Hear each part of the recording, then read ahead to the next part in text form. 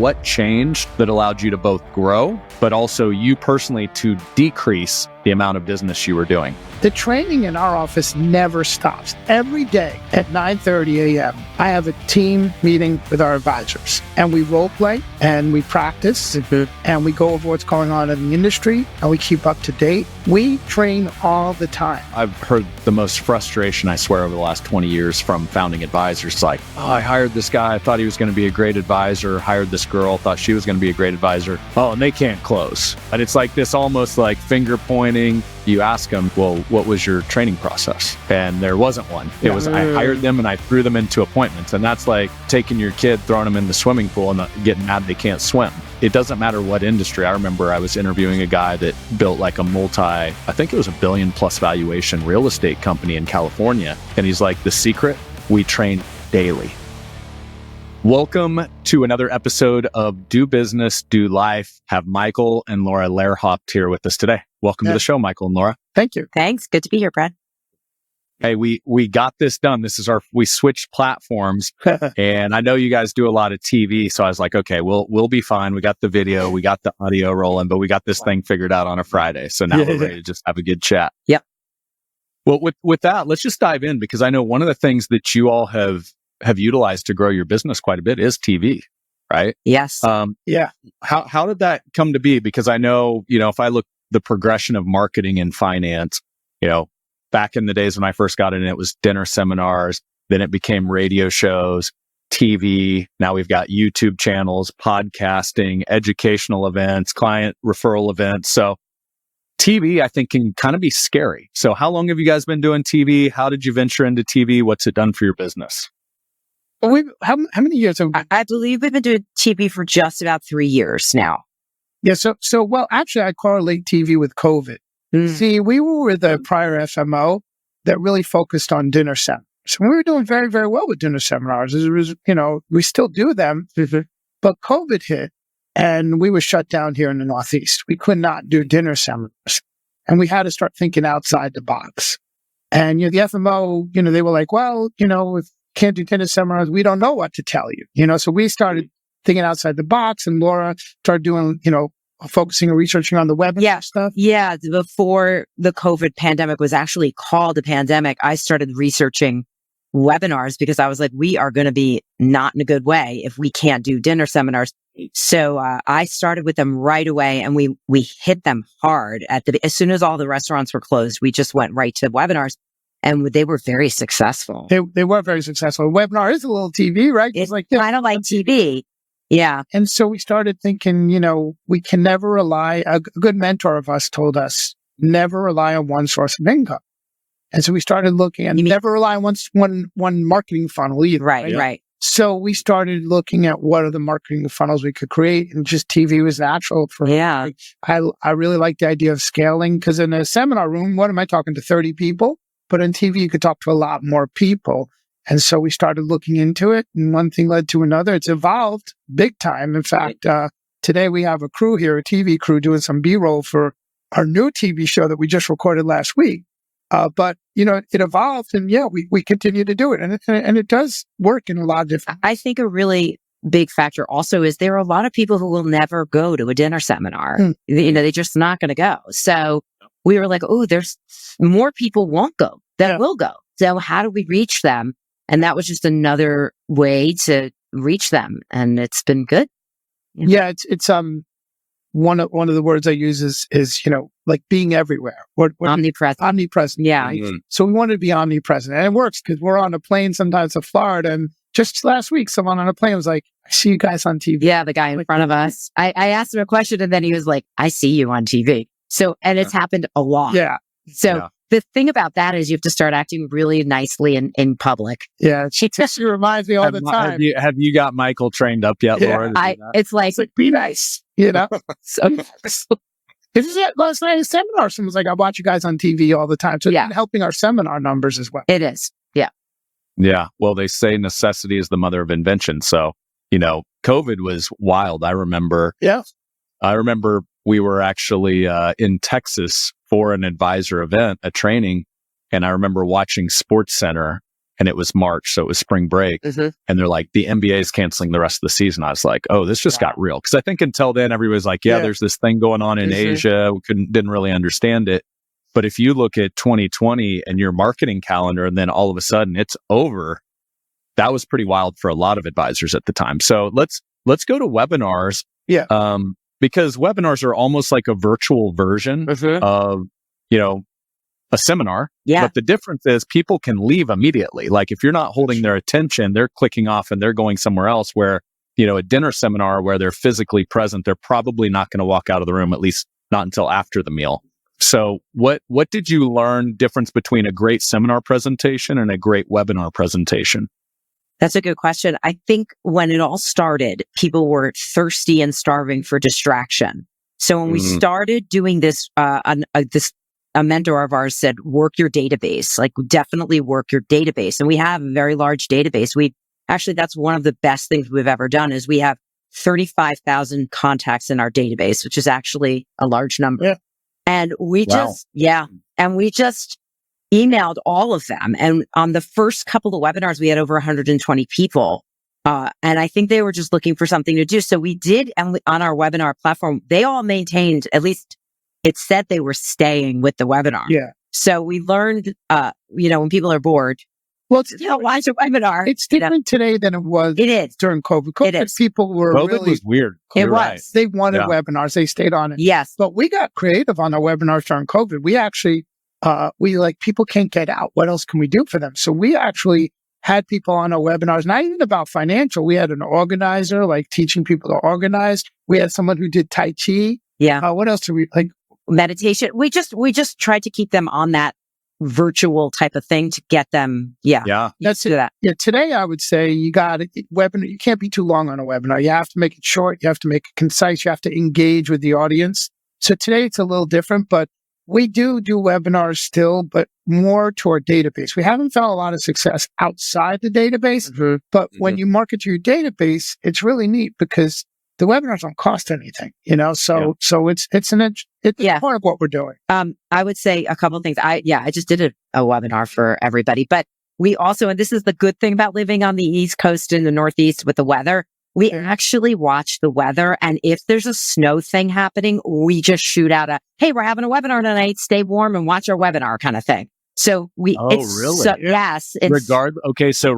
So this is not to replace a seminar that's getting canceled. No. You're literally like everybody's snowed in and not getting out. So we have a captive audience. Correct. We're just going to pop an impromptu webinar. Exactly. Saturday morning. I love we figured out with webinars, last minute is better. If you tell someone a week in advance and they respond, they'll be there. They probably won't come a week later. They forgot. But an hour before, hey, we're having a webinar in an hour, jump on. It's much better for immediacy. That's interesting. Yeah. That is very true, right? And Laura taught me that because like 2 weeks before the webinar, I'm like, we got 5 people or 7 people. But like when you do it a day or two before or that day, that's how people react to the web. Yeah. You can't do it too far. No, it's not like a seminar. It's very different. So this is interesting. So I want to get back to how you got that many people in your database here in a second. But so you've got 35,000 people, emails in your database. You're literally dropping an email that says, hey, we're going live in an hour. Join us. We're going to talk about fill in the blank. Like, is it the same content every time? Are you kind of writing the headlines like, hey, tech stocks dropped like crazy today. Hop on the webinar. Let's dive in and have a conversation. That's a good idea. The good news is we've done multiple different types of webinars. We've done ones that are a client event where we're doing like a state of the company. That's a little bit more notice. So that was especially but we've done them recently. Like we're just like, hey, you know what? Let's jump on and do a state of the company. Even though there's no pandemic, we're like, let's just do this.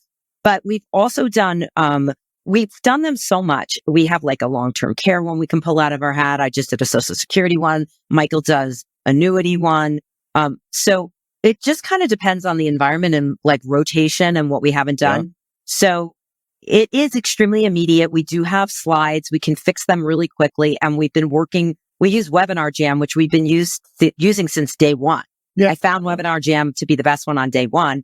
And we're so familiar with that. And there's such a good webinar platform. So it just works so well. But But to be crystal clear, you can't drop your other marketing. Oh, gosh. Webinars alone, you wouldn't make Right. it. Yeah. They're just in addition to Yeah. keep people engaged. And It is. it's that omnipresent thing. They came to a seminar, see you in the webinar. They do, you got to do everything. So, Totally. the webinars work, but not by themselves. No. Yeah. Well, the visual I always use when it comes to marketing and finance, it's like a wagon wheel where your hub is the office in the middle. And now all of the spokes are all of the different marketing funnels you have. And to your point earlier, if your only spoke is dinner seminars and COVID hits, you're in a very rough spot. So that's what happened. From a Yeah. business Yeah. standpoint. Yeah. So, It was a great spoke. It's still our strongest spoke, but it's like, oh, we're out of business. yeah. Yeah. What, so going back and Michael, well, Laura, you're actually doing the seminars now, right? I know Michael probably did them back in the day. So do you both do the live presentations now, or Yep. Laura, do you lead those? Well, I did do them back in the day a little bit, and then I leaned more into the marketing, and now I do the educational workshops. Michael does the dinner seminars, like the more of the dinner stuff. I do the educational workshops. Yes, I Or do. advisor? Oh, go ahead, Michael. No, I'm doing the dinner seminars, which are much more direct. And then she's doing the educational, right now, Social Security, but educational ones. And it's kind of funny. Some nights, she'll be at one and I'll be at other, and we meet each other at home. Mm-hmm. It's like divide and conquer. And then we're like, she's got this appointment. I got this. That's a little And we competitive. actually Oh, look you at got a ourselves little, like, you got a wow, little look at that. competition Little bit, going on. Okay. Well, and I just figured you'd be like, hey, swing over to my dinner seminar after your educational event. We'll go on a date. There's dating, but not after a seminar. We're totally in business mode. So for those advisors out there, because sometimes advisors don't fully know, like, okay, here's what's classified as a dinner seminar. Here's how we define an educational event. Give us what's the same and what's different on those two different styles of events. Well, I can only speak for us, right? So our dinner seminar, obviously, people come into a nice restaurant. I give a presentation about an hour and 15 minutes. They enjoy a nice dinner, but the presentation is very directed towards our rock solid retirement plan of protect, preserve, and grow. It's very directed. It's very specific. It's a little more pitchy, as far as what we do. And if you want what we do, come on in. Hers are more educational. They're through nonprofit. Yeah, I went ahead and got the certified financial fiduciary designation. Yeah. And then I work with FFE, and it's obviously done in more of a public space, town centers and libraries and things like that.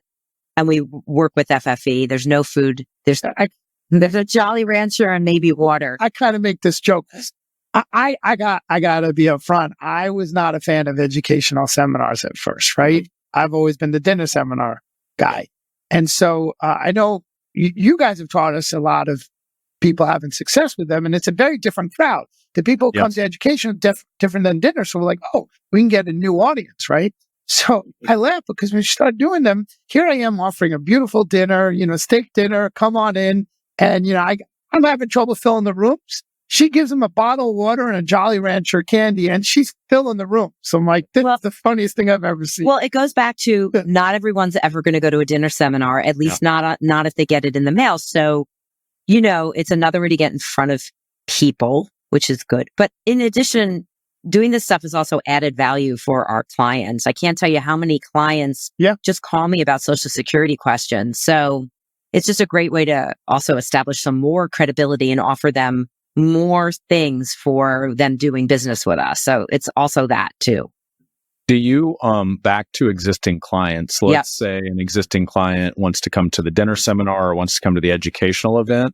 Obviously you can't have a room just, from a marketing standpoint, just full of existing clients. The ROI wouldn't really work there. But how do you do that if existing clients want to come to one or the other of those?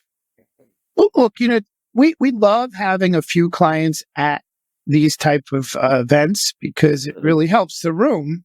And I'm all for it. And actually, a lot of clients do more business with us. I mean, I'd say taking the recent opportunities lately of having people take an old policy and maybe upgrade to a new one, taking that out of the equation. Even before all that started, look, 40% of our business came from clients. You're adding Oh, more. wow. Each year, Yeah. 40% of Yeah. your business came from people that already Yeah, worked with we're you. very much involved in, we're having an event tomorrow. We have about 225 clients coming tomorrow to a big event. We really do invest a lot in time and energy and money, obviously, in our database and in existing. And we do get a lot of repeat business, and we do get referrals, and precious, really. So to answer your question, I don't mind having clients. Like, we don't want too many clients there. It's a balance. But also, look, we also don't want the same client every time. So it really depends on the client and when they're coming and the time frame. But also clients like to hear it again. So I'm all for it as long as it's not like taken advantage of. Yeah, Brad. Yeah. We have policy. So this is put policy in place because of that. Yeah. I mean, the database thing is huge, and we have a really good database, a CRM, where we've built it in where if they've been to a dinner seminar in the last 90 days, they do not get, and clients do not get invited again. It's a very, because, we just don't want the same people coming. Like, we have rules and policies about that. Because some every night, every time. Yeah. Like, wait a second. Some clients love that perk, I'm sure. Yes, they do. And we try to be pretty fair, but also if a client wants to bring a referral, that happens all the time too. Yes, it does. Yeah. Well, let's, I didn't hit this out of the gates, but I probably should have. So if I look back just the last 3 years, so as we record this, it's last day of February, 2025. Wow. That went quick, right? Yeah. Oh my gosh. So as I look back, 2022 full year, 41 mil of total assets with a team of 6. 2023 jumped to 47 mil and had about 10 team members. And Michael was doing the vast majority of production. So well over 50% each of those 2 years. And then last year, 2024, team grew to 15, total assets 67 mil. So a 20 million growth on top of 47. That's a big year. Yep. But what's really cool, now 4 advisors on the team, and your production individually, Michael, dropped to about, you said 10, 15%. Total. So that's awesome. That's flipping from a financial advisor to a business owner, right? Now you have a team. So that 2023, 2024 shift, and feel free to weave in how you did this at the dinner seminars, the educational events, the TV, but what changed that allowed you to both grow, but also you personally to decrease the amount of business you were doing?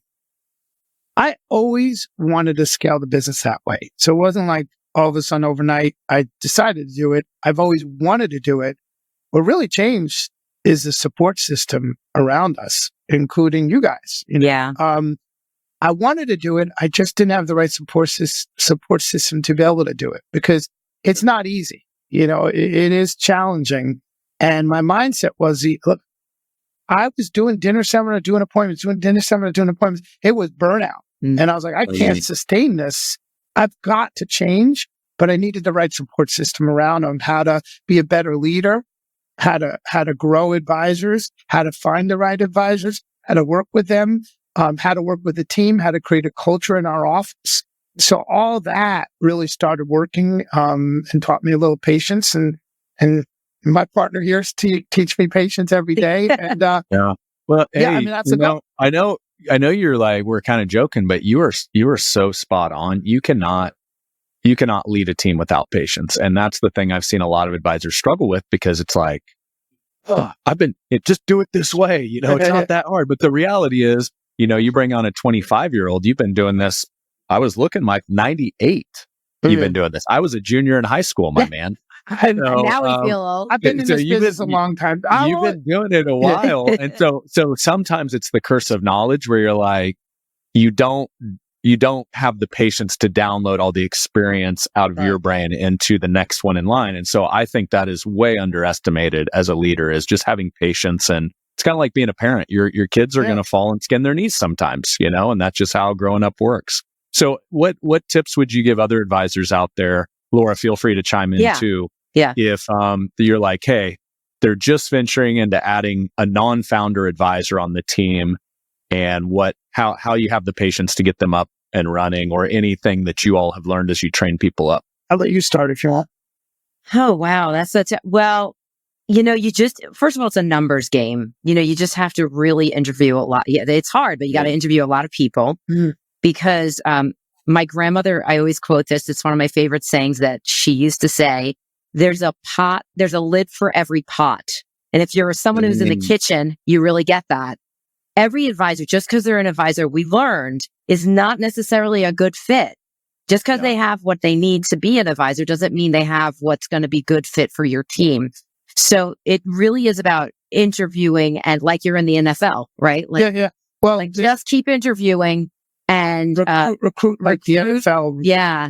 So that's what got to be recruiting. Yeah. And the funniest thing is the people who we've interviewed that I think won't work out have been our best fits. Some of them, Yeah. So you just don't always know. So you have to be open-minded. You have to meet with a lot of people, kiss a lot of frogs, and stay positive and be patient is what I would say. A few other things. Some people in the business, put the fear in you that if you're hiring advisors and, they start to do well, they're going to go out on their own and become your competition. You can't worry about that. If you offer the value that you offer, they're going to be partners with you and stay, right? You can't build a business worried about that. So I would say you got to find the right culture fit. A person could be an amazing candidate, but they got to fit the culture. Secondly, though, you got to give them time. It takes, I'd say, a good 6 months before they're kind of up and running and really able to master the things that we try to train them on. And lastly, the training in our office never stops. Every day at 9:30 a.m., I have a team meeting with our advisors, and we role play and we practice and we go over what's going on in the industry and we keep up to date, and we train all the time. You never stop training. I'm really big into, I'll call it sales, but I'm really big into training to overcome objections, to do ask better questions on an interview with a prospective client. Like, you got to ask hard questions. You got to do this. You got to do that. So we have really, really into always training. And I think role play is a huge part of advising, helping people be great advisors, because there have been times when people fall off a little bit if you don't touch base with them. Here's a mind shift. Advisor. You know this because you guys teach it, but who are our clients? Our clients technically are our team. Yeah. Now, our advisors represent us. They're meeting people on appointments, but they're our clients. And so we treat our team like our clients. And, sometimes just having a tough day, you got to talk to them. What's going on? Yeah. You got to ask them the hard questions too. Yeah. And if someone's not working out, honestly, get rid of them quickly. Yeah. There's a saying, people quit before they're fired. And if someone's disengaged, you probably waited too long to fire them. Yeah. Well, there's so much you just shared there that's spot on. I heard it said a long time ago, and I think the old school version of this is like, the customer's always right. And I heard one of my mentors who you all know, Michael Hyatt, he basically shared, he's like, well, here's the thing. If you're going to build a business is bigger than you, the individual founder, which that means it takes a team. And who's going to serve the client or the customer? The team. Yeah. Like, you can't be all things to everyone, right? That's what leads to the burnout. And so he's like, if you prioritize the customer or the client over the team, you've got it backwards, because you have to prioritize the team so they can prioritize the client. And that always stuck with me. And I think that's spot on, because I think a lot of, especially founding advisors, it's when you started out, it was sink or swim, survival of the fittest. So you're always like, I got to get the next client so we can keep the revenue up, so we can keep the doors open. So it's almost counterintuitive when you start to build a business that you kind of have to flip it a little bit back to the patience, that you were talking about earlier, Michael. And I think that is so spot on. So let's go back to a training track. You said about 6 months, and I'll tell you what I love is you said you train daily. So daily 9:30. How is it the same format every day? Are certain days role play days, or certain days like, hey, we're going to go through a case or a prospect we swung and missed on? Like, what's your kind of agenda for that 9:30? I'd say all the above, depending on the day, depending on what's going on. Sometimes it is using a case study. Sometimes it's some new information in our industry that comes up. Sometimes we bring transfer in and we do a meeting with transfer department. Sometimes we bring marketing in and the marketing people need feedback. How's it going out there? What are you finding? So sometimes it's actual role play for them, but a lot of times it's the other, departments coming in also, because we all have to stay in touch with each other. Sometimes it's handling objections. It depends. I mix it up. Right. My favorite's the role play though, because they'll, we'll be in a room and one advisor will go up and do their role play and do their presentation, and we'll all go around and give them feedback, what worked, what didn't work, what could do better. Really impactful. And I've always been taught that. But you say I've been doing this since 1998. I have, but what we're doing today was very different than what it looked like in 1998. Boy, I was in junior high or whatever. I was in junior with Brad.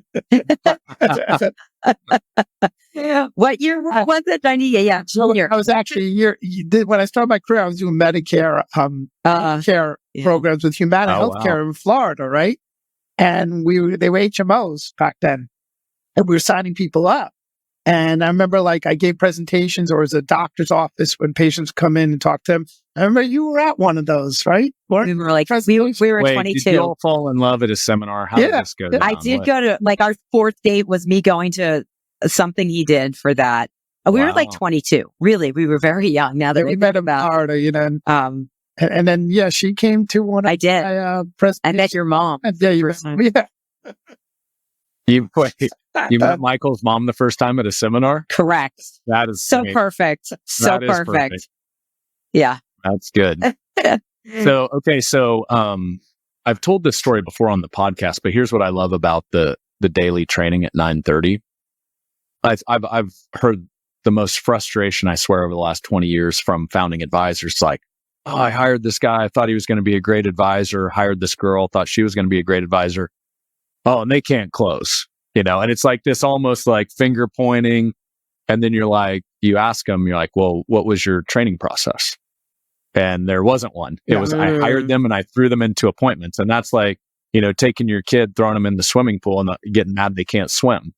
And so I love the accountability of hey, we have high expectations. We've got A players here, but I'm going to run the boot camp on the daily. And it doesn't matter what industry. I remember I was interviewing a guy that built I think it was $1 billion+ valuation real estate company in California. And he's like, the secret, we trained daily. And so have you always trained daily? Has that just been part of your mantra, or did you figure that out? Hey, this is what it's going to take. No, I haven't always trained daily, but the role play thing has always been a big part of what we do. So the role play has always been there. But I went to a sales manager workshop not too long ago, and they really instilled on me how important it is to do it daily. And ever since then, I said, you know what? My role is a sales manager. Until I can grow and then hire a sales manager, my role is it. And I'm really good at training. I'm really good at sales training, right? So ever since then, I say, hey, every day we're going to do it. So role play has always been a big part. Was this the Grant Cardone group, or was there something else? Yeah, it was the Grant Cardone. It wasn't formal before. I mean, it always has been a big part, but now it's actually a formal thing. And I have to credit Ann Hyatt also. We saw her, when was that? In the fall? Florida. Was it Amelia Island? Yeah. She was fabulous. She talked about meetings and how important, and never go into a meeting without an agenda. And so everything became much more formal also for the whole business. I mean, we never do a meeting anymore without an agenda. Even Michael writes down what it's going to do in the role play or in the sales meeting, marketing, everything. There's an agenda always. It could be me or Michael scribbling just what we're going to talk about. But before Anne, it was much less formal, at least for me. I don't know for you. But she really... There's a lot of thought that goes into it, but one of the things that I have to remember is I want to keep those meetings positive. It's easy to kind of, you don't want to pick on somebody. No. Even if you see something wrong, you want to make it more positive, more educational. It's all about just getting better. And our team knows it. We work as a team with our advisors, so they know it. But the meeting thing, we started doing, ever Especially since from there. what? Probably around there, maybe sometime. But we've always had role play. We've Yeah. always had sales meetings, sales training. Yep. Sometimes we'll actually take a day out of the office and go off site and do a full day of We actually day of training. We did boot camp for every single We call it boot camp. Yeah. So we do transfer boot camp, marketing boot camp, and sales boot camp. Yeah. We took each department separately off site, and we did that too because it's really important. Yeah. I heard it said recently, leadership is just coaching. That's it. And so if you think about what you're doing there, it's practice, right? Hey, we're doing a daily practice. Yes. And the thing, I was just having this conversation the other day. Well, I think you were on there. It was the Michael Hyatt Mastermind where one of our other members, Josh, he's like, man, we've got somebody kind of underperforming and I feel like sometimes we're too nice. And me as an Enneagram 7, I default to just sometimes I want people to like me too much. And if you're leading a team, you still have to hold people accountable, right? And so this dynamic of love in one hand, but truth in the other. And sometimes people are too heavy on the love, where it's like you just tell people, oh, good job, you got this, but they're actually not doing the job, so you haven't given them enough truth. Michael, on the other side of that, too much truth, like, hey, you've blown the last 10 sales, you're not like, you're going to ruin their confidence and they're out the door, right? Yeah. But I also love the fact you're like, hey, we try to keep it positive. We're trying to sprinkle the love into the coaching to build people up and encourage them. And because, as you know, you can't go into an appointment with no confidence. It's over before it starts. And I'm an 8, so I could tend to be that kind of like, hey, man, you're blowing all these cases. What's going on, you know? But look, if you're spending $300 to $500, let's say, to have an appointment in your cost of an appointment, man, you better practice beforehand because you need to warm up, you know? And so that practice, I'd rather have the mistakes in the room training than the mistakes in person. I'll tell you, we were talking a little bit ago about what you would do for what to look for advisors and leadership. And as we're talking, I'm realizing a very big part of what we do is discipline. Michael and I happen to be I'm a 1, so I like following things. And what we do for advisors and for our whole team actually is help with the discipline. I mean, when you're an advisor on your own, it's harder when you're not being held accountable. So it's really important to be disciplined about everything you do. And I actually enjoy that because I'm a 1. So it comes pretty naturally, but for other people, it's not as natural. So it's an important part of success is to be able to be disciplined about what you do, I think. Yeah. Yeah. Well, you two, one consistent thing at every Triad experience when I'm hitting the gym in the morning, you two always there. So I feel like you've carried that into other aspects of life too. So if you're going back to interview a potential advisor, I love it, Laura. You're like, hey, do lots of interviews. Don't just hire the first person that, pops their head up. Yep. Are there ways that you filter or try to figure out with those advisors? Is there a discipline level there? Have you been able to kind of curate that as you're adding advisors to the team? It's, you do more of the financial advising team interviews. I do, but I have one little secret on. I'll give you guys. I'm learning something, Brad. I'm learning. I mean, look, besides typical interview, and you all try to really help with, understanding the Enneagrams, which I think are really important. Very helpful. And the Colby, which I knew before, and just making sure. But here's a little thing that really I thought created a lot of help in our interview process, particularly with advisors. If I have someone that I kind of think could be a good advisor, I will have them come as a guest to my dinner seminar. Now, here's the thing. I learned so much about them when they come as a guest. One guy came in, he acted rude to my team. He thought he owned the place, knew right away he's not going to fit, right? I could see how they take notes. Are they interested? Do they have the same philosophy as we have in our system, right? Then have a sit-down one-on-one dinner with them. Kind of after we're done with the seminar, I go to a table, we sit down, and like all the shield goes down for them, right? Yeah. They tell me all about, they get, it's very informal, and I start to learn more about them too, and I really get to know them, and that gives me a good indication if I think they're going to either work or not work. And there's many of them I've met who I liked them, but after meeting with them and having them come to the seminar, no way. Yeah. And I would say if you look at our team of advisors so far, what they all have in common is they are all extremely disciplined. They came to us that way. Like, it's not like we had to make them that way. I mean, like Anthony's been on sports teams. Tim has been in the business for a long time, and so they're all good at prospecting. they're all good. That's important. Yeah, Like I need through, advisors who can prospect. Yep. And so they're all good at that. That's what I look for, Mm. because you got to be able to prospect in this business too. Mm. So, but I find the secret of bringing them to the seminar and getting to know them a little bit. Yeah, I love really, that. really, really impactful. Yeah. That is a simple idea that I've actually never heard before. Mhm. I've never heard an advisor say part of my interview process is I have them attend one of my presentations as a guest, because I'm just thinking, we might add that into what we do now at Triad, but because to your point, you look out in the audience and you've got an advisor that's a potential hire, and they're sitting there just like looking around, not taking notes. When, if you truly want to be an advisor on your team, you would be scribbling notes like crazy during your presentation to try to figure out, okay, here's what I could do if I was the one giving the seminar. So I think right away you're going to see who the students are and who they aren't. Yeah. Yeah. What percentage of those that have attended actually take notes? I'm curious now. I'd say 30%.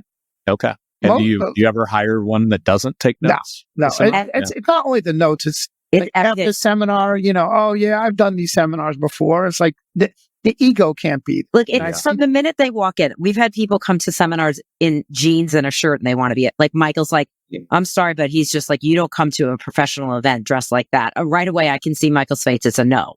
Like some guy walks in like that. He's not probably he doesn't understand right off the bat what this is. So it's everything, really. It's every single thing. It's interaction with the team. We've had people, like Michael said, rude to our team. And then we actually ask our team for feedback. Oh, yeah. Like, what did you think of them? What did they say to you? Because they do talk to the team while Michael's up there. And that's a good indication too. I mean, we don't leave the choice up to them, but we ask them for feedback. Are they late? Late is a big pet peeve of mine. If you're not early, you're late. Yeah. And so I take all that into consideration. Yeah. A lot of little things you can tell. But that's one of the things we do on our interview. Even if they don't show up, we've had people not show up. I've had show up. Hard to hire somebody that doesn't show up. Yeah. So, but yeah, I think that's a little kind of tidbit that has been really helpful in your process. It has. I love that filter. I'm very selective who I hire. I'm very selective right now. Okay, so let's go back kind of the growth that we kind of previewed. So 41 million to 47 to 67. Team's grown by about 5 per year. Mm-hmm. Production really popped last year. Mm-hmm. Are there other things? Did you add new marketing funnels? What led to that that massive growth there? While once again, your individual appointments decline, Michael, which is what most advisors would want is the business grows and your time to sell declines. Yeah. So what would you say? I would say a couple of things. I would say a few of our salespeople got their feet wet for a year or so, 2 years, and now they're really taking off. I mean, we've got $20 million producers now. That's the biggest thing. Yeah. I mean, they weren't that, and they're young, like 26. And so would you say so when Michael kind of previewed that 6-month training, a lot of that was going on in 2023 to prepare for 2024 where they could really ramp? It was, the little bit of investment and time in, but you had to put the time in with these people, and then then they really launched and took off really well. I remember last year. One of our advisors, and we love them all, but one of our advisors, he's an 8 Enneagram 2, so he's hard on himself. And I remember after he started, and he was having a tough time. He was ready to quit. And it's funny. I had to talk him off the ledge, but I told him, how many times I've been talked off the ledge too. So I related to him, and we worked with him. And, for last year, he did well in 2024, because he was really only selling for about 6 months. Yeah. Right. I think he did about, I think he did like 6 million, 4 or 5, maybe something like that. I think he did about 6 million. Okay. Well, this year, he's our number one advisor right now. He's killing it. He's done about 3 million so far this year. Yeah. So it took time to develop. It did. It took him time. Well, and I mean, going back, I look when I first got in the business, and I know both of you have done presentations, also appointments. Mm-hmm. Confidence does not happen like that. You've got to do reps. You've got to get beat, the old Mike Tyson quote, everybody's got a plan until you get punched in the face. Yeah. Well, every advisor's a great advisor until you get punched in the face a couple times and kind of bruises the confidence. So I think, that daily training and instilling confidence, that's great leadership. It's, hey, you got this. I've been there too. Vulnerability as a leader, back to creating an amazing culture. Think about the leader, like Michael, if you came into that 9:30 training and just were berating and saying, oh, you guys are 0 for 10, you suck, you suck, you suck. And by the way, I've seen founders that run their teams like that. On the flip side, you're like, hey, you got this. I've been there too. Let's jump in. Let's do some role plays and we'll get through this little season that you're struggling in. Like that. Who doesn't want to work for that? We had another advisor who was struggling and, said, go ahead, do a role play for us. And we noticed some things that needed to be improved. Yeah. Really helped him. And now he's back on track. Totally. A great week. So how do you, sometimes receiving feedback that's not like great, it's like, hey, Michael, so when you ask that question, you got to rephrase it this way. How do you develop a team that's open to feedback, that doesn't resist feedback, that doesn't let their ego get in the way of feedback so they can grow? Is that part of the hiring process, or is it just you're repping it so much they just get used to it? Well, a few things. We make it with our team, especially the sales team, the advisory team. We're all here to get better. And, we leave the egos at the door. And I ask, do I have permission to be a little hard on you? Do I have that permission? What is it called? Can you Ruthless compassion. Can I like that? All right, you got it. What's going on? It's okay. Well, hey, so now we can just take this to the life side too. Hey, can I have permission to be? It's a good thing Sarah's not on here. She'd be having it right now too. Well, I got you for 30 years. These guys are never. I got. No, but it's called ruthless compassion. You want to be compassionate, but you want to tell the truth. But the other thing, this is the old Tony Robbins thing that I learned, because I've done a ton of Tony Robbins events. Whenever they give a critique, they start with the positives first. So they go, okay, what did you do right? Let's go over and give them positive feedback. And then we get into more of the, hey, this is what we can do better. I also think a big part of it is credibility as leaders is a really big part. So Michael obviously has done amazing in his career. So he has a lot of credibility. He's really very successful in terms of being an advisor. Can I get a tape recorder? See how he built you up right there? Look at the confidence. No, but he is. He's really successful. And then we also are a united front. And I feel like our advisors know it's safe and we have their back. There hasn't ever been a time when something's happened with a client or non-client where we haven't stood up for them, at least in front. And so I think if you do that, they feel like, okay, these guys got us. It's a lonely business, Michael. When it was just you and Sharon, it's a really lonely business. And I think there are advisors out there who are lonely and need it. There are, and that's what we provide. And when you provide that, we get credibility, and then they feel like, okay, they're doing this to make us better. And that's a good thing. So, yeah. I love that. So let's go to, you mentioned earlier, 40% of your business came from repeat business from clients. And I know both of you are very talented musically. I don't know how much of that kind of transfers over to client events, if you guys ever perform or anything for your clients. But what sort of fun client events are you doing? Because I'm just assuming that's part of the recipe if you're generating that much repeat business from your existing clients. It is. And we've done many different client events. Some of it is movie events where we'll rent out a movie theater. And sometimes it's like, bring your grandkids. Lion King we did years ago. Yeah. Where it was just a feel-good event. Some events we do are more about education, right? But probably the premier client event we do, and it actually started from COVID too, because we were looking to do something more outside. Every year we do this music fest. We have a beautiful, where our offices are, in the back is this huge space. It looks like Colorado with lifts and everything. And so we had this image of doing this music fest where we hire like a tribute band, and we get a professional stage, and we get food trucks, and just make it a really, really nice night out. So we've been doing that every year for about 4 years. I think several years ago, somebody said, I don't remember who, but I wish I did, because you have to make them sustainable. Like, so no matter how many clients you get, you can still offer it. So the wonderful thing about Music Fest is the parking lot is just giant. So, it doesn't matter. Like, we can keep growing and still do this, right? That's why we love it. Once gave me the advice, like, if you're going to do something, make sure it's sustainable. Yeah. If you're going to do something every year and you stop doing it, then Looks bad. Goes undone. So Right. if you're going to do it, make sure it's sustainable. The beauty thing about Music Fest is we have plenty of room. It doesn't cost any more to bring someone. No. The band costs X amount. The stage costs X amount. Yep. So other than giving away free ice cream, which we do, We did. it cost me an extra ice cream cone. It is scalable. But to answer your question, so last year we had a Chicago tribute band. But then our band opened up for the Chicago tribute band. Oh, that's cool. Originally, I was like, I don't know if we want to mix our music with the business, but I got to tell clients love it. Oh, Yeah. yeah. So like we tend to open up for the, So we're doing this year we got an Eagles tribute band coming. And so we'll open up for it. Yeah. It's really fun. Hey, my favorite song is like a 6-year-old was "It's Gonna Be a Heartache Tonight." Yeah. You got to come to That Music was my Fest. go-to on vinyl. My dad had it, so You're welcome to come.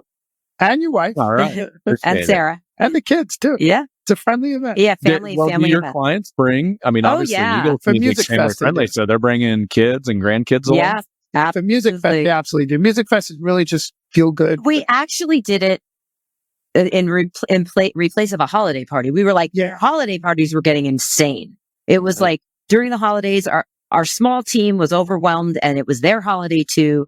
And we were getting like almost 300 people and it was ridiculous. So we transferred into this Music Fest, better time of year, outside space. And it really is great. Yeah, like another maybe suggestion or advice is like these holiday parties, right? Think about it. They're really tough. They're not sustainable because as your client base grows, it costs, you're throwing a huge wedding. Yeah. It's a fortune. But not only that, the time of year, nobody's interested in doing planning with you. Yeah. You Yeah. don't want to make appointments in Christmas or anything like that. And our team. And the And the gets team. distracted and Yeah. we're trying to close out the year really strong. So we actually shifted it. We said, we're not doing a holiday party anymore. We did an educational event in January because people are more apt to planning, like a Saturday morning brunch kind of thing. That's what we have coming up Tomorrow. beginning of the year, right? But then the big event we're doing now is the Music Fest. It kind of replaced the holiday event. And overall, it's much more scalable for us. Yeah. I had a client out of Atlanta back in the day, and what you just hit was exactly what he figured out about 10 years ago. He was just doing the math, and he's like, to your point, you're throwing a wedding once a year with, a high-end dinner, and obviously your client base is growing. And if you think about the absolute busiest time of the year for most people in the United States of America, it is December with all the Christmas parties and all the shopping, and hey, we've got to get the house ready. The family's coming over. And so it's the worst time to actually get business. And so what he did was he took that spend, that allocation that you're talking about, and he just said, what if I do that and divide that by 12, turn that into my monthly? And he started doing like wine tasting events at a local winery, and it was bring a friend. And he generated like 10x more business with way less spend. So sounds like you guys are kind of following that same track. And the big one's obviously a lot more scalable because to your point, like it's the same amount to hire the band, whether you've got 5 people in the audience or 500. Right. So And it's fun. I mean, look, we're passionate about music. That's definitely what we're passionate. It's great. You see clients in a different light. Music does something to people. yeah. It really, like you said, the veil drops and everybody has a good time. We're dancing with our clients and it's really, the only little thing is the rain situation. Yeah, that's stressful.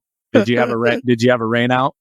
We never had a rain out. Poo-poo. Don't even say it, Brad. Came close. But we did come really, really close once. And it was like, but anyway. You guys don't want to do a Woodstock where you've got people diving in the mud. But it's what's that saying, people, they remember how you make them feel. Yeah. And that's, we had one client come and he used to go to concerts with his wife whose had passed away, and it just brought up the emotions for him, So it's people feel the music. No, they're actually literally looking forward to it. Yeah. It's a thing now with us. It's the 5th year. And this is our 5th year, and everybody's looking forward to it. People now are saying, "When is it?" Like we can't wait. Yeah. So that's it feels good to know that. Well, I think a lot of times, as a parent, I read this a long time ago. Sarah and I's, one of our goals is that our children come back to the house when they don't have to, right? So we have a 14-year-old, a 13-year-old, and a 9-year-old. And it's like, hey, when they're off at college and off on their own, we want them to want to come back home. And so that's been one of our goals, is create rituals and routines. And that was one of the things we read, is families that stay together, they've got rituals and routines that bring them back home around the holidays or whatever. You're just creating that for your clients now. So you're creating this annual ritual around music. They're loving it. And by the way, I promise. So do people bring friends to this? Do you open it all up? the time. Oh, yeah. Yes. What, let's go last year. I'm sure you don't have the numbers right in front of you, but if you were to say how many total people attended and how many were non-clients that attended, any guesses? I mean, obviously the clients is always more, but I'm going to say we had about 180 clients and probably like 30 non-clients come. Wow. Yeah.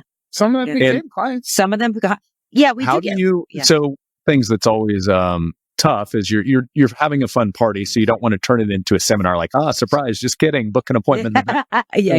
How do you let the non-clients know, hey, here's what we do? Do you bring it up at all? How do you transition? I'm not shy about it. Like, to me, I'm very much like, what's called action. How can we generate some business from it? So I'm very much focused on that. I have to let it loose a little bit during Music Fest because I'm used to go, right? But, you're talking to a client, hey, you should come to one of our seminars. It's always back to the seminar. Yeah. And it's the people who might not go to a seminar. That's another thing, right? Like, they wouldn't pick up the postcard that they got in the mail. But my friend said, these people are good. Oh, all right, I'll go to your seminar. So, yeah. So, it's almost like you're creating the first date that there's no resistance to. Right. They're coming to the music festival with their friend, their other retiree friends. Yep. And they're like, wow, I haven't talked to my advisor in a year, and you're doing a music festival for you. Oh yeah, you should go to the seminar. So that's kind of date number 2. Do you allow? And by the way, and then the next day they see us on TV. Yeah. Like, I got to get with these people. Yeah.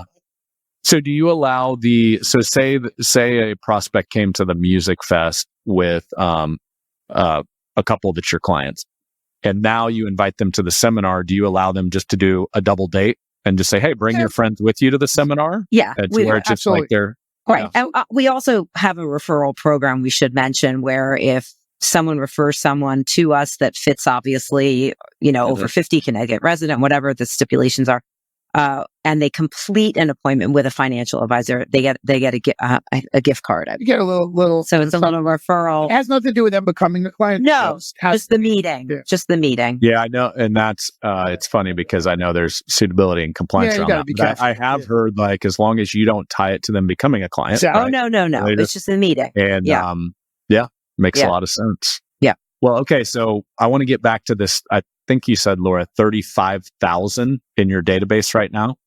Yep.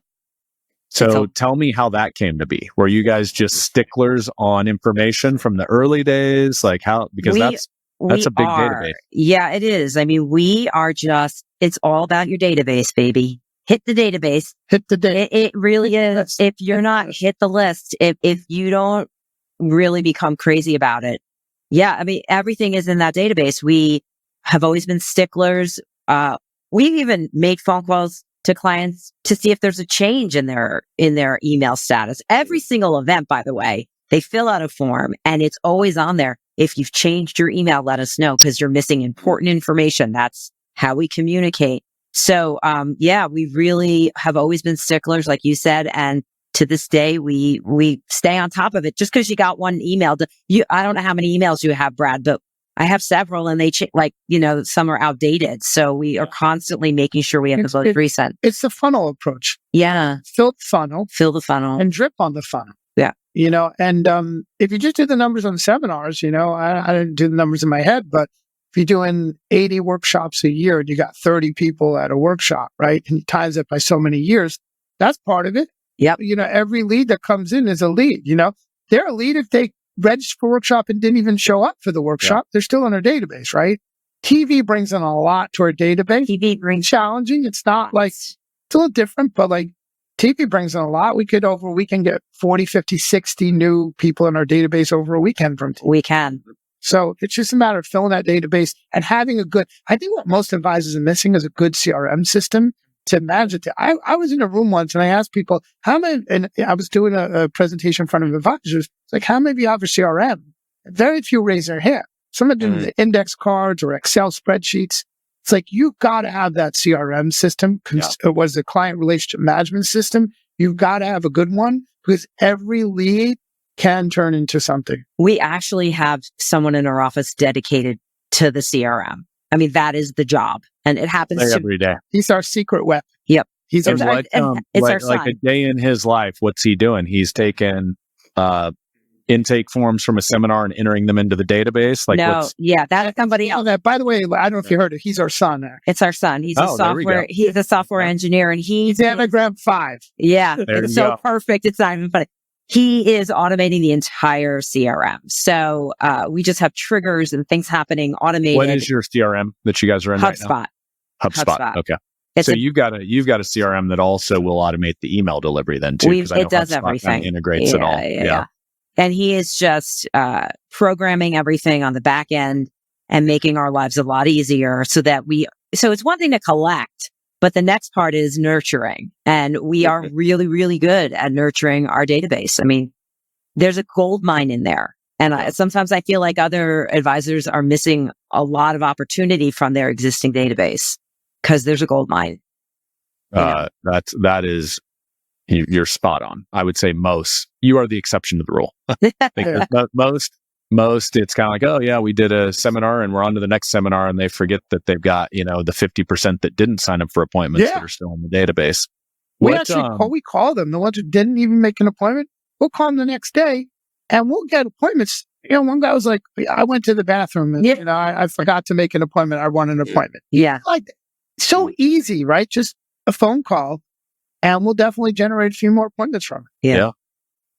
Well, it's wild because you're probably spending 10 grand on a mailer and then you're not just picking up the phone and calling the half the people that didn't. I mean, it's like you already paid for them to be there. You might as well utilize what, I would assume you're sending out a mailer for the seminar, and then are you also sending out a blast email to the database and saying, hey, we've got this upcoming seminar where people attend through an email as well, or no? So that's a good question. So it depends. We always try not to because we love new people coming into our environment. But that being said, if the seminar's looking light, we have created what we call the fill list, future interest list, which we go to first, where people from other seminars previously in the same area wanted to come but couldn't come. We created lists of different, so we go there first. So the restaurants near them, and we reach out to them on the phone or in an email. And then when that is expired or done or worked, we expand to the more of the database, and we go to we've got categories. So we'll go to open cases, prospects. Sometimes we go to leads. And we work our way out from warmer to colder, like that, as the seminar needs to be filled. I mean, the seminars have gotten very saturated. Yeah. So sometimes the mailer doesn't fill it, and then we'll fill it in with the database. If we have a mailer that hits well, then we won't. Yeah, it depends. Yeah. Well, I mean, you think about it, just like you were talking about the webinars earlier. It's free. Basically, it takes the time and then you electronic invite. It's not the 10,000 mailer. No. So it's like, okay, well, mailer half filled the room. Okay. What's the next opportunity? Okay. Hit the database with people in that area. I mean, it just makes sense. And most offices do not do that. Yeah, that's so important. I mean, and in addition to that is keeping really good notes in your CRM and properly tagging, because the one thing you don't want to do is invite people who really you don't want at your seminars. Candidate. Yeah. So it's really important to have a good CRM where you're keeping on top of everything. Brad, do you remember Zig Ziglar? You heard of Zig Ziglar, right? Oh, yeah. So I was seeing a TikTok. Obviously, he says past, but he's on TikTok, live on TikTok. Yeah. He was like, you got suspects and you got prospects. Suspect is someone, okay, they came in your database, but you don't know anything about it. A prospect is someone good age, good assets, good candidate. So we want to make sure we're inviting the prospects, not the suspect. Yeah, exactly. And we have ways of doing it in a database to know who's a good suspect, who's a good prospect. Yeah. And who's more of a suspect. Yep. Yeah. Love that. Well, so I brought a little little something here. This might look familiar. So this is the mission brief. And I know one of the things when you onboarded with us that we try to do is extract, like, what is that unique kind of your DNA for strategies for wealth management? And then we condense it. The goal of getting it on one page is it's not just for the two of you, the founders of the business, it's actually for your team too. So you can start to echo and message and start to, create a unique value proposition compared to the other offices in your market. And I love this. So very simple, the mission brief. Your goal is, can I just say something before that? You said it's very simple, but I will tell you the exercise of doing that, you guys stretched us. It was not an easy exercise. It was a lot of work to it. The finished product is amazing, but the intense creativeness and the stretching of our thought process, it was an exercise, Yeah. Thank you for saying that, because I think one of the things that I've seen over the years, because you really think about our space, independent advisors, you're all entrepreneurs. You just happen to be in finance, right? But you're small business owners. And I think when you start as a founder, you're like, here's what we're about. Let's go. And then as you grow your team, you forget, they have to know what you're about too. They have to have the messaging. That's right. And so often, 98, that was a long time ago. Your business has evolved and changed a lot. And it's like, wait, what are we about? I haven't thought about it for a while. Yeah. So it is that deep work. And one of the things that we found out the hard way in the early days of Triad, we're like, okay, go off into the woods and write your vision, Michael, and come back after, you've seen the light or whatever, been enlightened. And then maybe 1 out of 100 offices would do that because y'all are busy, right? And it's the urgent, not important, oftentimes that gets in the way. And so what we realized in our onboarding process we have to extract it from you. We have to interview you, right? But it's still deep work, to your point. Well, you know what, Brett? Transformation is work. It's not easy to transform yourself. And so when we were going through it, the uniqueness about us is we have each other. So that I think was a bonus because, we definitely had each other to say, wow, this is tough. But so worth it. But transformation can be really hard. And, that's what it was. So the finished product made it simple. So it was a lot of effort that went into it. Yeah. Well, they say that's the hardest thing. There's a quote I'm going to butcher. I'll try, but it's like, writing a page is hard, but whittling that down into a paragraph is harder. Into a sentence is harder than that. Into a phrase, and it's like the more succinct and tight you make your messaging, the harder it actually gets. It's easier to say stuff longer. Well, Kristen was amazing. Yeah. She definitely was. She has a gift. I've told her that. She really is a wordsmith, for lack of a better. I don't know. She's just unbelievable. So. Yeah, she's got the combo of kind of an artist, but also the financial chops because she's been doing this long enough. So she's got the verbiage and the positioning. Okay, so I want to share a little bit of yours. Yeah. So protect, preserve, grow. What we are known for inspiring our clients to challenge the retirement status quo by helping them rediscover what's important, reimagine what's possible, and redefine their retirement. And then your financial plan, basically what you're going to deliver at the end of the day, is the rock solid retirement plan. Had you used the rock solid retirement plan before you joined Triad, or did that come out of that work where that name was created? That word came out of the work that was created. I always was about, hey, let's build a strong foundation. So I always had that idea of foundational approach. Then we took it a step further and called it a rock solid retirement plan. Yeah, and our TV show is called Rock Solid Retirement. Our TV show used to be called Rocky Retirement, but it transitioned to Rock Solid Retirement. Yeah. What's the before and after on that? When you didn't have that kind of defined, the analogy I always make is like, how did McDonald's become like the biggest franchise in the world? They took a commoditized product, a hamburger that you can get in any city in America, and they created the Big Mac. They turned it into a product, right? It's still a hamburger. Yeah, a little unique, but it's still a hamburger. So basically you take a financial plan, which every financial advisor in America would probably say they do, and you created your version of that, your Big Mac, the rock solid retirement plan. What's the pre-messaging, like in your seminars before that or in your TV show before that, to your post messaging, what did that change? Did you see light bulbs go off? Did Yes. you just see people start to use the words? Like, how did that play out? Well, free messaging before we were talking to you guys and Kristen we were like, rock your retirement. And it was all about us. It was very much what we liked, what we thought was cute, what we was gimmicky. But after we went through what you guys took us through, it became more about what it's in it for them and how we can serve them better. They're the heroes. So that was hero thing. That was the biggest, hugest light bulb was, oh my gosh, it's not that we love music and we're like, rock it. It's like, wow, we got to make them feel confident about what it is they're doing for their future. So that, as far as I'm concerned. Yeah, definitely. Along with that foundational approach, you're building a house. What's the most important part to the house? The foundation. Right. So look, in 2008, I was actually helping people a lot with long-term care insurance. And I was doing very well in long-term care. But 2008, I saw people living beautiful retirement lives. Overnight, their 401ks became 201ks. They lost a lot of money and they had to stop spending things they love to do in retirement. I saw people wanted to retire, couldn't, right?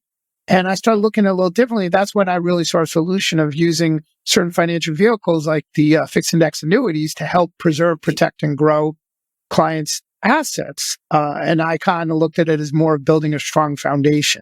So we took that concept and just took it further. Yeah. Like Laura said, it was really about the client, not about us. Rock Your Retirement was all cutesy and Rock Your Retirement about us. Right. And I thought people were getting the wrong message. It was about music. No.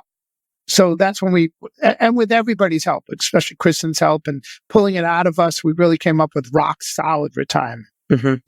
Protect, preserve, grow.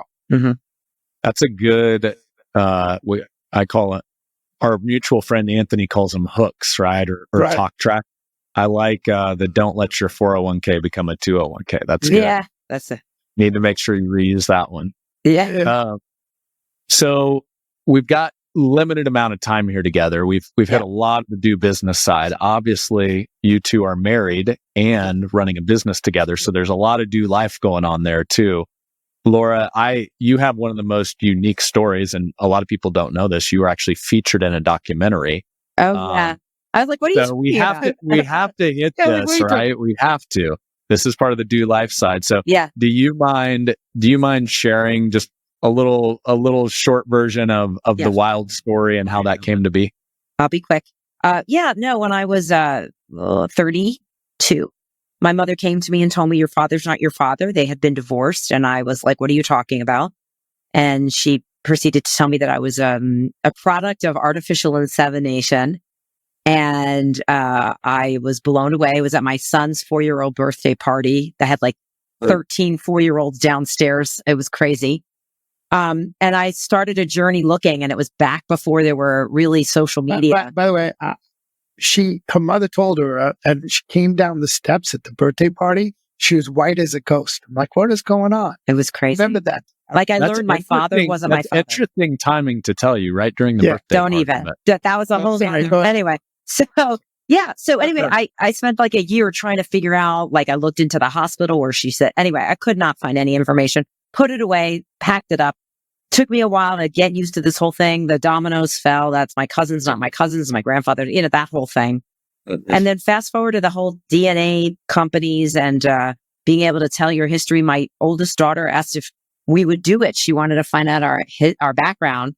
And I did it and came back with my DNA, and no surprises there, really. She didn't know my father wasn't my father, so we had to tell her. That was the weird thing. So was this weird. Like 23andMe, like you're doing one of those? Yeah. Okay. So that was a little weird for my kids. The grandpa wasn't really their biological grandpa. And then 2 years after that, I got a hit on 23andMe that I was somebody's sister that wasn't my brother that I grew up with. And I'm like, what? Anyway, he reached out to me in the messaging system on that and said, hey, we came up. I have to tell you something. I know who your father is. Do you want to talk? And I talked to him a couple of days later, and it turns out that I found my biological father was still alive, and he still is alive. And he's an OBGYN, funny enough. He was. He's retired. Yeah. And anyway, he's alive and lives in Vegas, and I have 14 DNA brother and sisters altogether so far. He did the donation about 100 times. So we don't know how many brothers and sisters I have, but we've met a lot of them. And there was a movie about it, and I'm in the movie. And one of her DNA brothers is a movie. He makes movies. TV. He did a documentary about it. What's it called? It's called Filling in the Blanks. Filling in the Blanks. Yeah. In the blanks. So Wow. Anyway, it's been a trip. It's been a trip, It is to a say the trip, least. for sure. Yeah. Is there any lesson out of that you're like, obviously that has to be a shock when you found out, but anything that you take away from that lesson, that life lesson? DNA is strong, I'll tell you that, because I flew to see Harrison a few weeks after I found out who he was, and without ever seeing him, your biological, my biological dad, Your biological dad. Yeah. Okay. yeah, and without ever meeting him, we had so many similar, same interests, same mannerisms. It blew my mind. I was looking at him. I was looking at everything he did, and I just was like, wow, I am a lot like him. Yeah, and I never met him before. I didn't even know he existed 3 weeks earlier. She was engaged in the conversation that we were sitting at lunch, and I'm looking at the two of them, and their mannerisms are very much the same. Yeah. Wow. So you can't deny your DNA. I guess that's a big lesson. I've learned how some of your DNA brothers and sisters reacted to it. Yeah, Some some are open open. to it, some are closed. They don't want to talk to anybody. It's just interesting how people reacted. Yeah. Some never knew that their father was not their biological father, have found out. Yeah, that's tough. They found out through the DNA test. Yeah. Yeah. Some didn't know they were a certain religion, and they found out they had certain DNAs in them. They're like, oh, yeah. Okay. Yeah. Okay, so now I'm just straight up curious. So if this is too personal, don't need to answer it, but what made your mom that far later decide that she wanted to tell you? You're 32. Obviously, I feel like that's a ways down the road at that point. Well, it had to do with my brother, who's also a donor, but not from the same man. My younger brother found that out. He found out in his teenage years that my dad wasn't his dad because he did something for science, and his blood type and my mom's blood type, my dad's blood type, and my mom didn't make his blood type. And he questioned it to my mom and found out. And he held that secret, my younger brother, for years until I was moving back to Connecticut from Florida. And my brother was in his early 20s. And he said to my mom, if you don't, she has kids now. If you don't tell her that my dad isn't our dad, I'm going to. And so my brother pressured my mom to tell. And that's why she did it when she did. My brother was threatening my mom. Like, you better tell her or I'm gonna. She just moved back to the area. She has small children. She should know her DNA. So that's what happened. The fascinating thing is your mother's in the documentary too. Yeah. Yeah. Wow. Well, thanks for sharing that. I remember when it wasn't too long that y'all had been at Triad, and maybe the documentary had just come out not too long before that. Yeah. I remember hearing that, and I was like, wow, that is a wild story. And that had to be quite the roller coaster for a short amount of time. It was, but it's that saying, I know it's really cliche, but the worst day in my life, one of the worst days, not the worst, but one of the worst days, when you find out your father's not your father, which hits you like a brick, ended up to be one of the most best days. Cause now I have 14, I'm going to get emotional now, most of them amazing individuals. And it just feels so great to know them and be connected with them. And it's just a wonderful thing that we shared so many things that are unspoken, and they all feel the same way. I mean, some of them aren't part of it, but the ones that are amazing people. So it's a great thing. Is there like an annual reunion you all do? Or? Yeah, there is. Yes, really? I'm getting teary-eyed. I just had it at our house this past summer, and we'll have it someplace else. Yeah. That sounds like a good lake house get together. It was. Yeah. Very cool. Well, I know we're right at time, and Laura, you've got an appointment coming up here right around the corner, so I don't want to run you into that. But obviously, you all have been part of Triad long enough. Number one, thank you. It's been awesome just to have you in the community and as members. And you both have, we've said it a couple of times, check your ego at the door. But a lot of offices, a lot of advisor firms at the level of production you all are at, they would have a high level of ego that comes along with it. And you all are not like that at all. You're humble students at every experience. You're always sharing, like, hey, this works for us. You should try this too with other members. And so I just love having you in the community. And you know a lot about do business, do life because we've had the opportunity to do some of that at our different experiences. But I would love to hear each of your definitions of what does do business, do life mean to you. So maybe we start with Laura, ladies first. Oh, okay. Do business, do life. I mean, we're very much intertwined, our do business, do life. But Michael and I and the thing is, our do life is very similar, which is why we've been married for over 30 something years. We just love spending time with each other, whether it's business or life. But we both value the time away from the business as well. And we're just so lucky to have it. And I guess it just means doing what we love, doing what we're passionate about, which funny enough is music. Yeah. And it's and obviously our family is just so wonderful too. Very important to us. So I would say it's spending time with our family and doing what we love and what we're passionate about.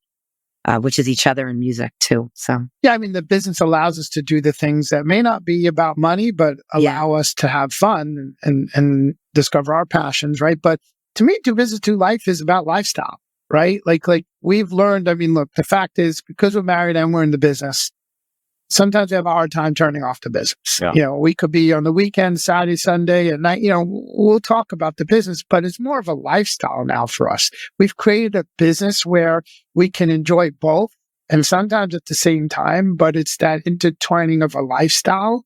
So to me, do business, do life is more of a lifestyle that you've created where you've actually grown the business to the point where you can have balance and enjoy different things at different moments, if that makes sense. Yeah. And we go on a lot of trips and sometimes a business trip, but as you know, because we've been to many of the Triad events, we tell you afterwards, hey, we're taking off somewhere for a few days after that event. Yeah. So we intertwine. Yeah. Yeah. Well, and it's easy to see with the two of you how much you enjoy each other's company. Like you're going to the gym together, and that's a lot of couples, it's like, okay, you go to the gym, I'll be, and I can. I got to keep an eye, make sure nobody hits on her. There you go. There you go. That's what it's about. Okay, now the truth comes out. Well, you all, I've just loved getting to know you, and looking forward to more experiences coming up in the future. And you're definitely what I love is you joined Triad because part of it, as you said, Michael, like we were kind of hitting burnout, like just grinding it away.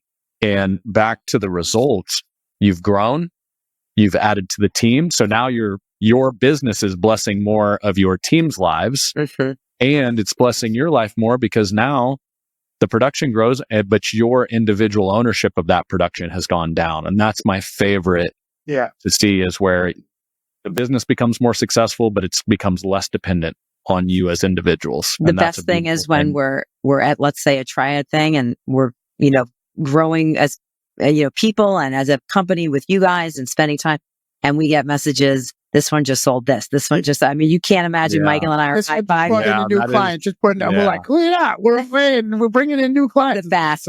It's the best. That is an awesome feeling. Yeah. Well, and that's a symptom of truly running a business, because I will say there's a lot of incredible financial advisors out there, but the moment they go on vacation, so does the revenue. Yeah. And it's cool to have the revenue continue to flow while you're out, either learning or on vacation or whatever the trip entails. So, well, with that, thanks so much for the time. We'll be hanging here probably right around the corner. Are you in Atlanta? Yeah, you guys we are coming. Yeah. Okay. Yep. Well, I know we've got Will Gadara on the menu there. Wait for that. He's great. It's going to be awesome. So, all right. Well, until next time. Thanks, Brad. Appreciate the time.